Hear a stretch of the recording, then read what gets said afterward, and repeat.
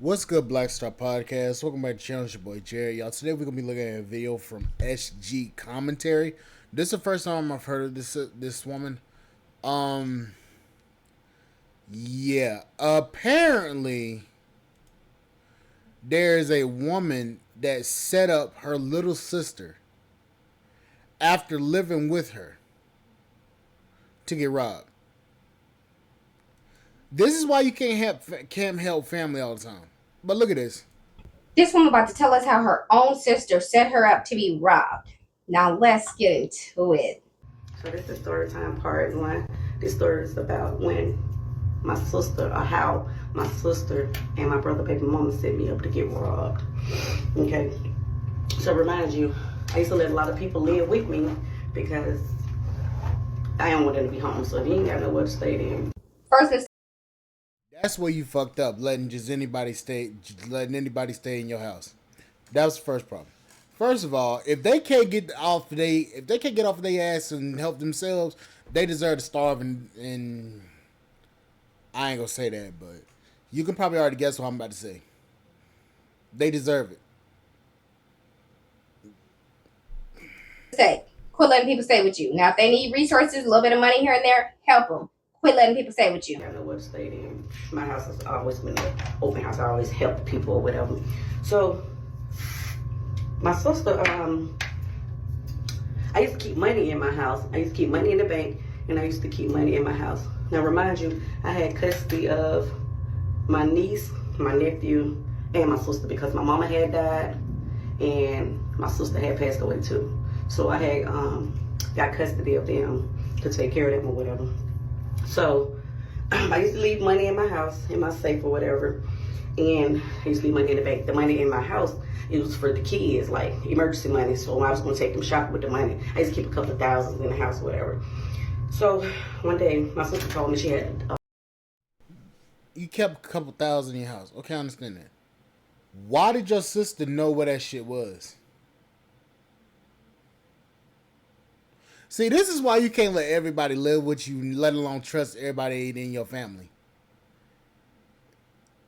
Because if it was me, I would say, you know what, bitch, you can damn...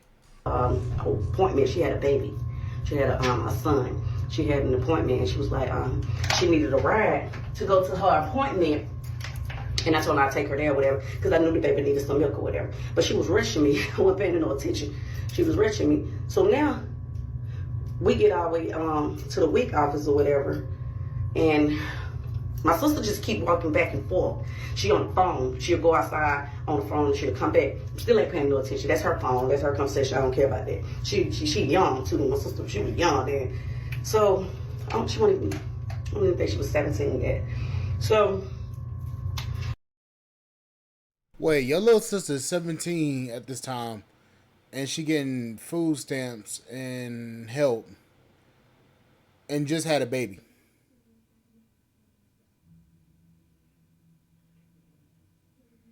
Did I get that right?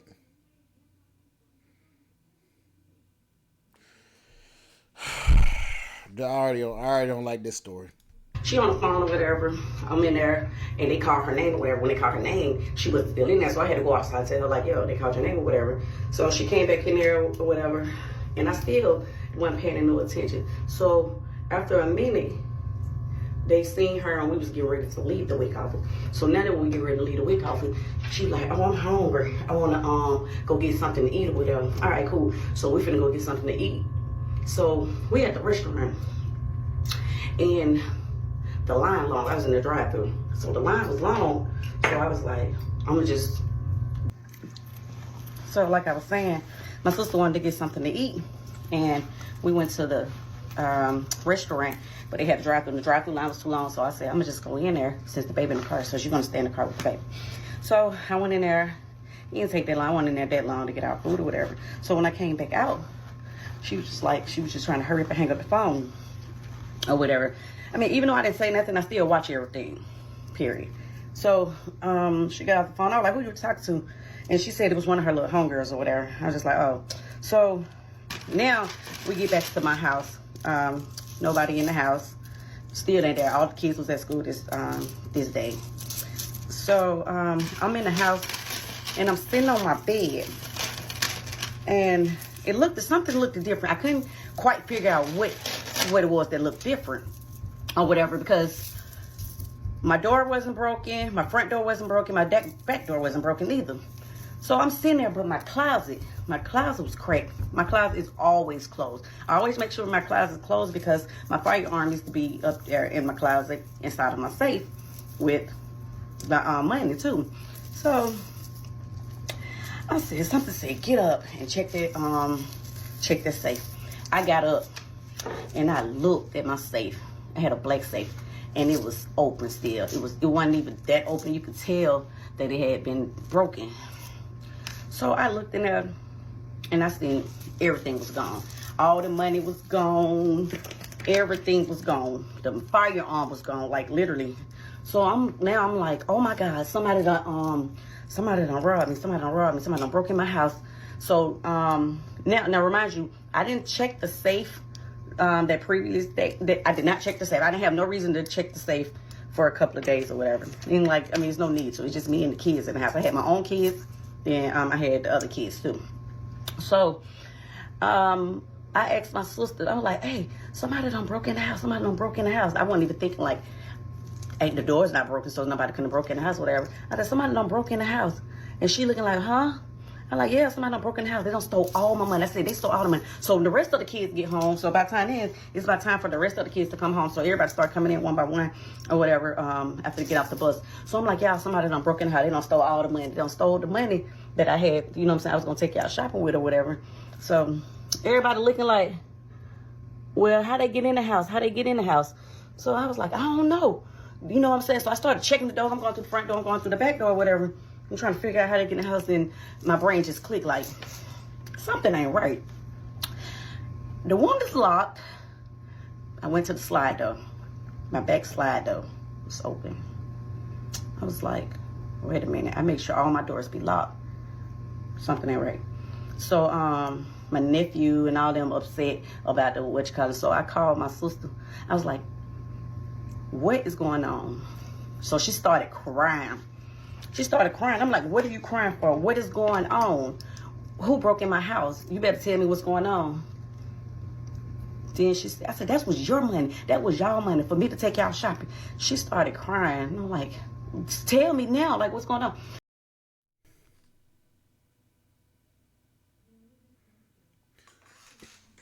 Your sister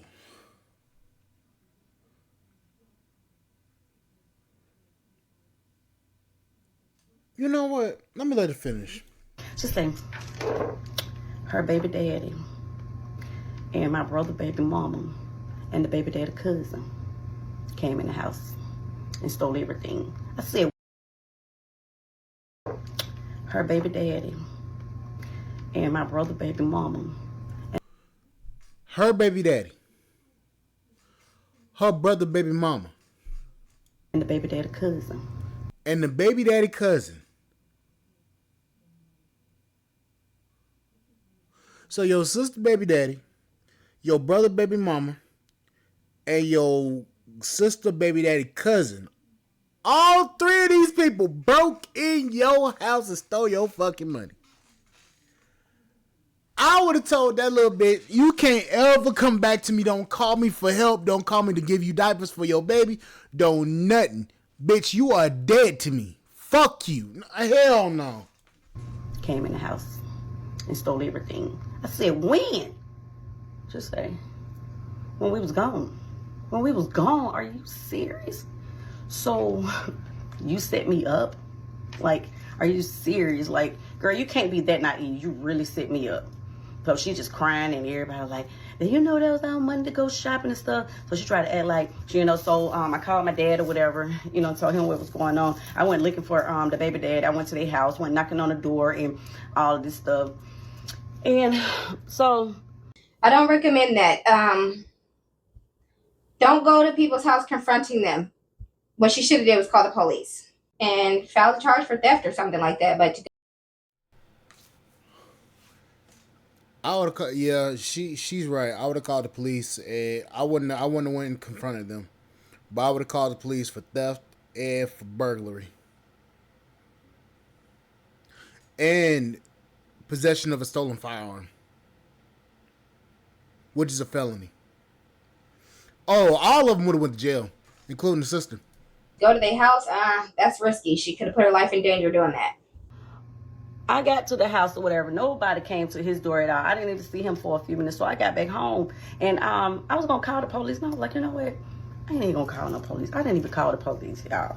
I just literally just let it go. I put my sister out. I didn't care how old she was. I put her up out of my house. And I felt I was done with her. I wasn't dealing with her no more. Like, it's done. Like, you going to set your own sister up to be robbed? Like, what type of stuff is that? I'm your sister. I'm the one to take care of you. Like, I don't know. I guess that didn't matter. She was a young girl and she let him influence her into doing something like that or whatever. And something ended up happening again that she needed me. And yep, I was the fool. I let her come back again. I let her come back again to stay in my house. But this time, I was watching her like a night hawk. I had cameras all around my house and all outside and everything. But I said all this to say, sometimes it be your own family that you cannot trust. Nah, you fucked up again. You really fucked up by letting her come back to your house. Because the first time you trusted her blindly, which I understand that's your sister. You wouldn't have thought that she would have done some shit like that. But but what you failed to realize is this: they stole money in the thousands of dollars from you, and they also stole a firearm. That's a federal offense. They all could go to jail because they stole a firearm. No matter who actually took it, no matter if they're principal owner or not, they still broke into your house. That's burglary. Stole the money and the firearm. That's 2 felonies. They all deserve to go to jail. But you did not call the police on them. You did not call the police, didn't have none of them charged and arrested. And then on top of that, you allowed your thieving ass sister to come back to your house because something else happened. Fuck her. I'm sorry. Fuck her. I'm sorry about your nephew. What she had, your nephew. I'm sorry. She would have had to deal with her life. She would have had to deal with life by herself. You, lady, you allowed this shit to happen. You allowed this to happen. I get it. It's your sister. I get it. Family comes. Family's this. Family's important. I understand all of that. But at some point, if family fucked you over like that, you ain't family no more. Family's supposed to take care of each other. And if your family do some shit like that, they don't deserve any trust. They don't deserve any help. They don't deserve anything from you, to be honest with you. Because that's wrong. You stole from me and then you expect me to help you again? At this point, you the dummy. You allowed it to come back. You the dummy. That's what... It couldn't be me. It could not be me. Anyways, I'll catch y'all later, boy. I gotta get a safe from me. I'm gonna get one of them big ass Liberty safes or one of them Rhino safes. I'm gonna get me something. But damn. Anyways, I'll catch y'all later. Like, share, subscribe, channel, support the podcast, or I'll see y'all guys later. Bye, guys.